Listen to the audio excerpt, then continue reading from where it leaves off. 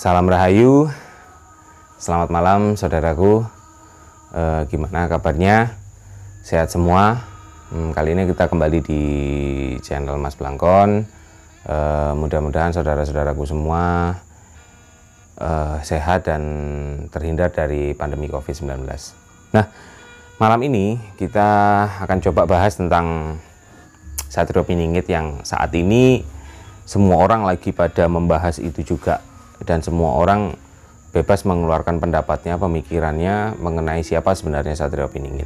Kali ini saya juga ingin mengeluarkan pemikiran saya, mengutarakan ya pemikiran saya tentang siapa Satrio Piningit, Ratu Adil. Jadi buat ya kita sharing lah buat pengetahuan kita bersama. Ya mudah-mudahan pemikiran ini atau informasi ini juga berguna buat saudara-saudara semua. Nah, Satrio Piningit itu kalau di dalam banyak kitab yang mengungkap tentang Satrio Piningit, ada Jongko Joyoboyo, kemudian ada juga Ronggo Warsito yang seorang pujangga terkenal di era Mataram, itu juga mengungkap Satrio Piningit. Kalau di Jongko Joyoboyo mungkin dicirikan sifat-sifatnya seperti ini, dan ciri-cirinya seperti ini nanti saya akan tuliskan di deskripsi menurut Jongko Joyoboyo. Dan kemudian kalau menurut Ronggo Warsito itu dibagi menjadi 7 Satrio Piningit, 7 jenis Satrio Piningit. Cuman bukan itu yang ingin kita bahas di malam ini. Yang perlu kita bahas adalah saat ini apakah Satrio Piningit ini sebenarnya sudah muncul. Itu yang kita tunggu-tunggu, karena diharapkan Satrio Piningit dan Ratu Adil ini akan mampu membawa negara kita kepada kondisi yang damai, yang aman, yang jauh lebih baik dibandingkan dengan sebelumnya. Jadi kita kembali menjadi mercusuar di dunia layaknya zaman Majapahit yang lalu. Kita menjadi kerajaan yang cukup disegani di seluruh Nusantara, ya. Jadi sebuah kerajaan yang cukup dipertimbangkan pada saat itu. Nah, diharapkan Indonesia akan kembali meraih masa kejayaan seperti itu. Apakah itu mungkin? Pasti mungkin. Apabila, nah sebelum itu kita bahas, kita coba ulas dulu mengenai Satrio Piningit. Kalau Satrio Piningit ini adalah, kalau dari kata-kata ya, Satrio itu adalah seorang kesatria, Piningit adalah seorang yang dipingit, yang disembunyikan oleh alam. Ya, jadi menurut saya sendiri, menurut saya pribadi, bahwa Satrio Piningit ini bukan hanya satu orang, tetapi Ratu Adil lah yang satu. Karena ratu kalau dianggap sebagai ratu itu di mana-mana pasti satu ya, atau raja ya. Kemudian kalau Satrio itu setiap kerajaan atau setiap raja itu pasti memiliki kesatria yang tangguh, yang mampu mengatur bawahannya, yang mampu mengatur masyarakatnya itu menjadi lebih makmur gitu. Jadi bawahan dari Ratu Adil. Nah, seperti apa kira-kira Satrio Piningit itu? Nah, sebelum kita lanjut lagi, saya pengen bahas dulu. Ada sebuah pujangga juga, seorang pujangga di era Keraton Surakarta itu di tahun 1729 sampai dengan 1803 Masehi beliau hidup. Itu yang bernama Yasadipura. Beliau menuliskan tentang Hasto Broto atau janji seorang raja. Apa hubungannya dengan Satrio Piningit? Jika kesatria atau pemimpin yang saat ini ada di negara kita, pemimpin itu tidak cuma satu. Ada pemimpin paling tinggi adalah presiden. Kemudian di bawah presidennya ada siapa? Di bawah presiden kemungkinan ada menteri, kemudian ada gubernur, ada bupati, kemudian ada ada kepala desa, ada Pak RT, Pak RW, dan di paling bawah sendiri pemimpin adalah kepala keluarga. Ya. Dan apabila pemimpin-pemimpin itu memiliki sifat Hasto Broto seperti yang dituliskan oleh Yasadipura, maka saya jamin negara ini akan benar-benar menjadi negara yang maju dan makmur. Nah, Hasto Broto itu seperti apa sih Hasto Broto itu? Nah, coba kita bahas dulu. Di sini sudah ada tulisannya. Saya juga akan membacanya. Yang pertama adalah Mahambek Meringkismo, yaitu meniru sifat bumi. Ya, Jadi bumi diibaratkan sebagai ibu pertiwi. Sebagai ibu pertiwi tentunya bumi memiliki peran sebagai ibu yang memiliki sifat keibuan, yang harus memelihara dan menjadi pengasuh, pemomong dan pengayom bagi makhluk yang hidup di bumi.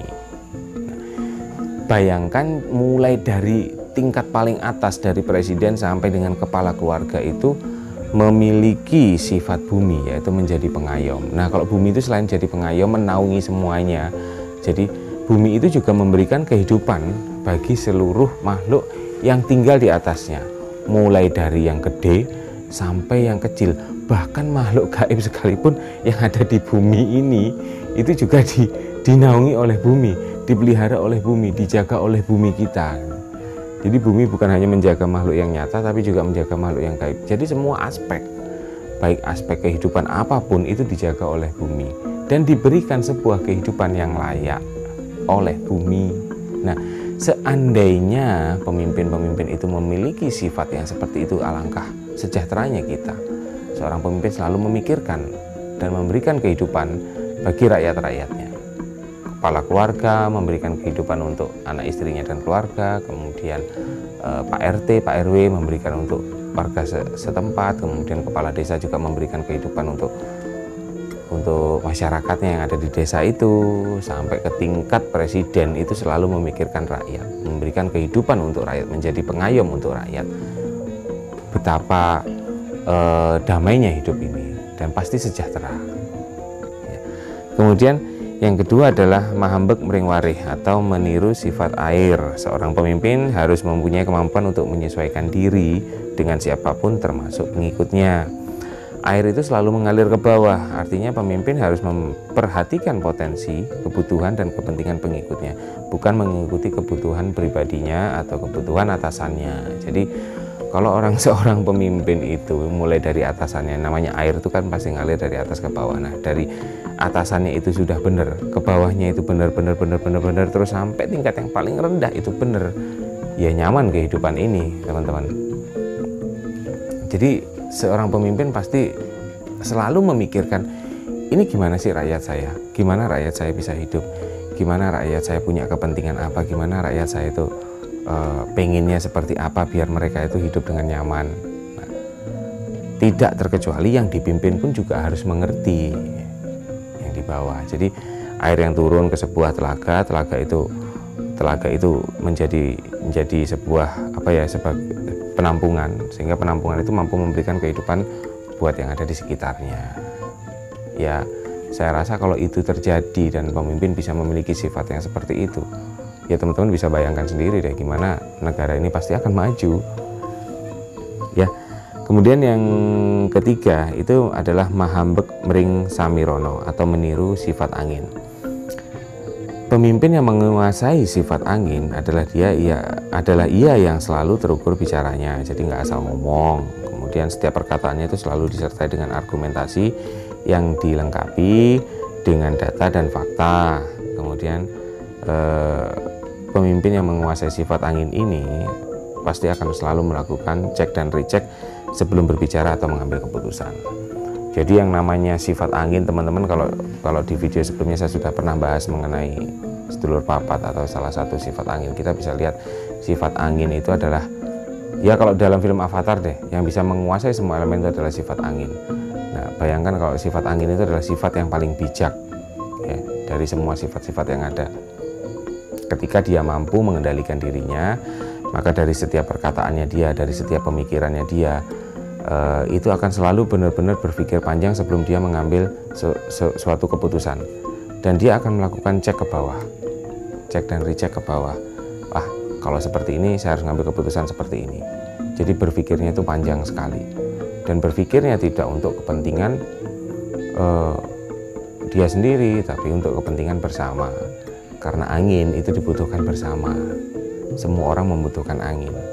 Jadi diharapkan masyarakatnya itu selalu merasa dekat dengan pemimpinnya dan selalu merasa membutuhkan pemimpinnya. Sehingga akan terjadi jalinan kerjasama yang cukup baik antara pemimpin dan juga rakyatnya, atau antara atasan dan juga bawahannya. Ya. Kemudian yang keempat itu adalah mahambek mering condro. Jadi meniru sifat bulan.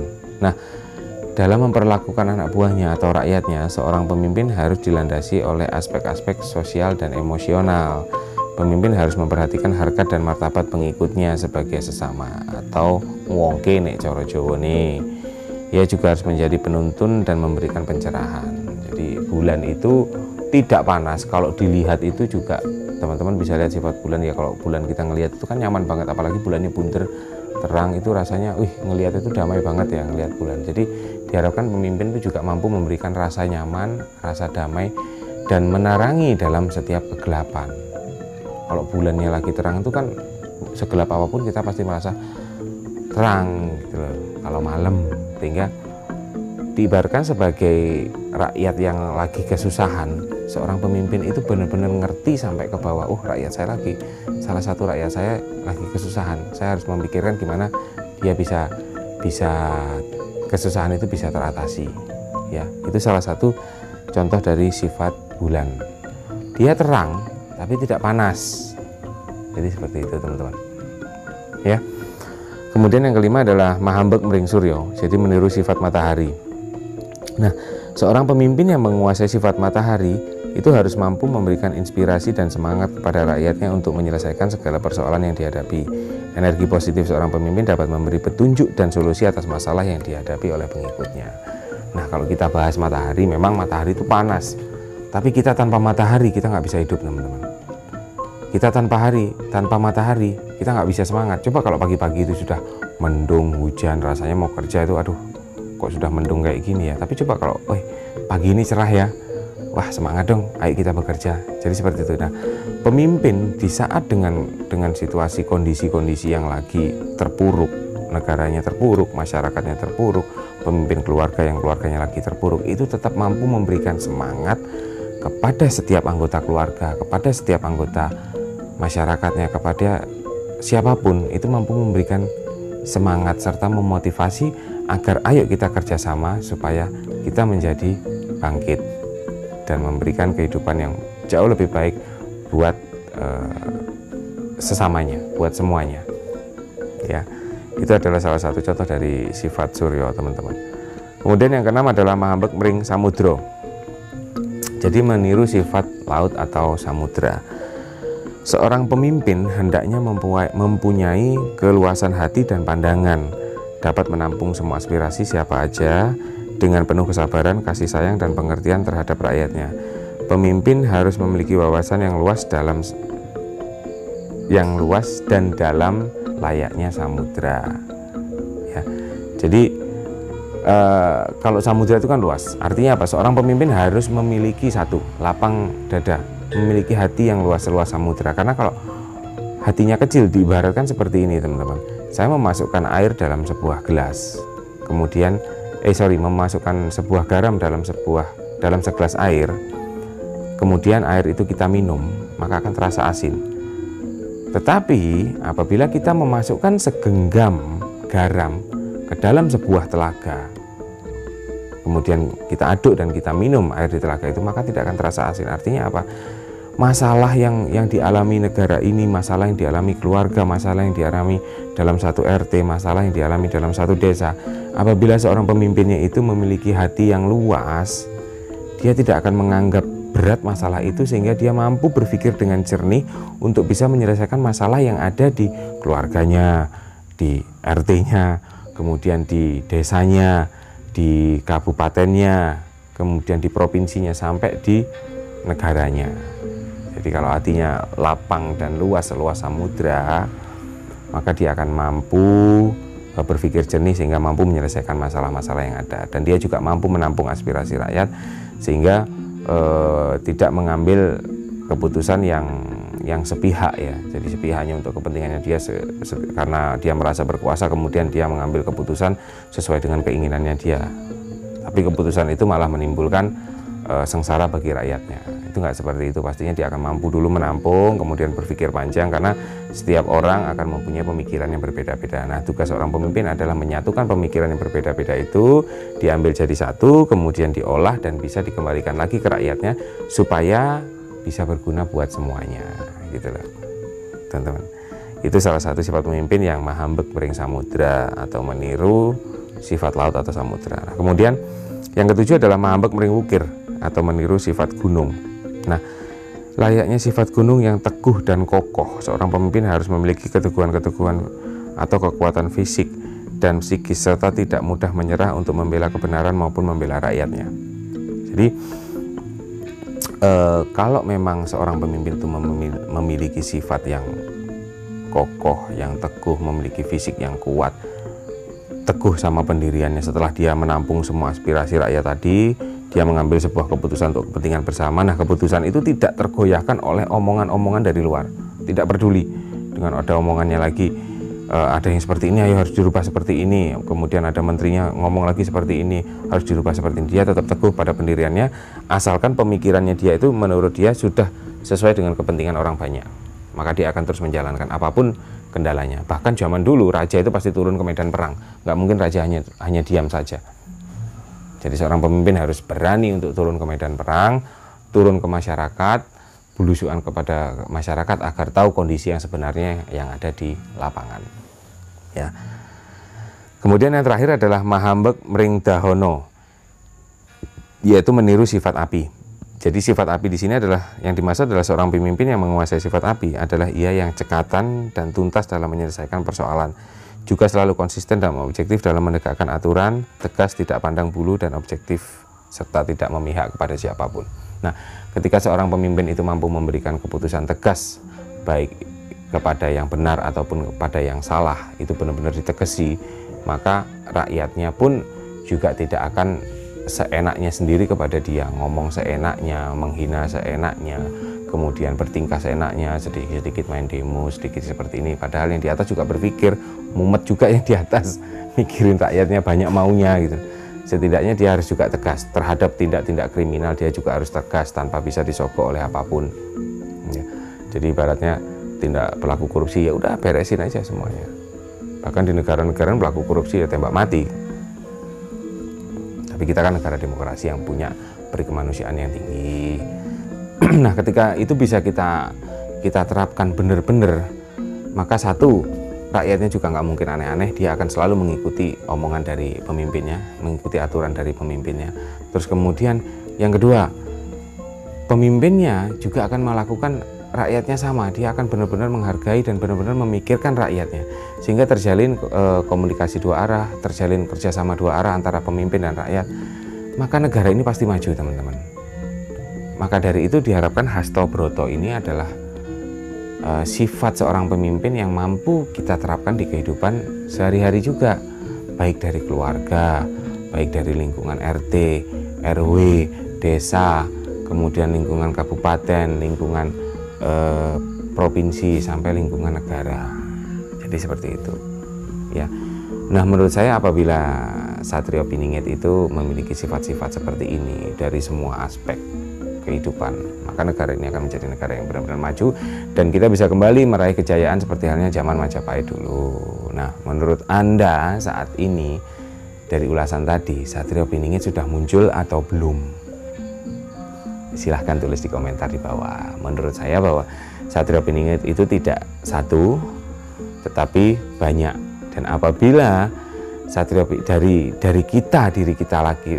diri kita sendiri itu memiliki jiwa kesatria, seorang laki-laki yang memiliki jiwa kesatria dan menerapkan Hasta Broto di dalam kehidupan sehari-hari, maka kitalah yang akan menjadi Satrio Piningit dan kitalah yang akan membangun negara ini di bawah pemimpin dari Ratu Adil atau Sang Raja Adil. Sehingga kehidupan di bawah sudah tertata, maka Ratu Adil muncul, dia yang akan memberikan keadilan bagi seluruh rakyat kita, seluruh masyarakat, sehingga Indonesia akan kembali jaya. Karena Indonesia adalah negara yang kaya, teman-teman. Ya, yuk buat teman-teman, jadilah Satrio Piningit di kehidupan Anda sendiri dengan menerapkan Hasta Broto, sehingga Anda dari hal kecil Anda bisa menerapkan Hasta Broto, maka kehidupan minimal di keluarga Anda, di lingkungan Anda menjadi lebih baik, maka ke atasnya pun akan jauh lebih baik. Dan setiap pemimpin-pemimpin di atas harus menerapkan Hasta Broto. Karena ini adalah ajaran leluhur yang menurut saya cukup baik. Jadi kita ambil nilai-nilai luhurnya, karena tidak semua ajaran Jawa itu jelek harus berhubungan sama mistik, magic dan lain-lain, tidak. Karena banyak sekali ajaran-ajaran leluhur kita itu yang memiliki nilai-nilai luhur yang perlu kita pahami, perlu kita telaah, sehingga bisa kita terapkan di kehidupan-kehidupan seperti sekarang ini agar kita memperoleh kehidupan yang lebih baik. Ya, menurut Mas Blangkon sekian. Ingat pesannya adalah, kesimpulannya adalah jadilah Satrio Piningit minimal untuk diri Anda dengan menerapkan Hastobroto seorang pemimpin. Ya, mudah-mudahan video ini bermanfaat.